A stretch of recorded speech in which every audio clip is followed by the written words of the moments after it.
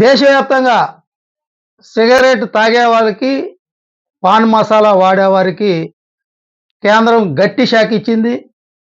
పొగాకు ఉత్పత్తి రేట్లని భారీగా పెంచడం జరిగింది. ఫిబ్రవరి 1వ తారీఖు నుంచి ఈ అమల్లోకి రానుంది.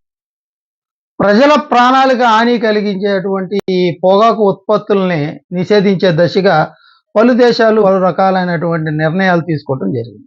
అయితే కొన్ని దేశాలు ఉదాహరణకి భూటాన్‌లో నిషేధించడం జరిగింది. అక్కడ ఒకవేళ అరాకొర ఏదన్నా సిగరెట్లు, పొగాకు ఉత్పత్తులుంటే భారీగా వారి మీద ఛార్జ్ చేయటం జరుగుతుంది. ఉత్పత్తిదారులు బాగా విరువంగా ఉంటాయి. అలాగే మెక్సికోలో కూడా బహిరంగ ప్రదేశాల్లో కానీ, ఇతర ప్రదేశాల్లో కానీ వాటిని నిషేధించడం జరిగింది. కేంద్ర ప్రభుత్వం ధరలు పెంచి నియంత్రించే దశగా మేము ప్రయత్నం చేస్తున్నామని చెప్పింది. కానీ ఇక్కడ ఈ దేశంలో బహిరంగ ప్రదేశాల్లో పొగ తాగటాన్ని నిషేధించే విధంగా అడుగులు వేయకపోవటం అనేది సరైనది కాదు.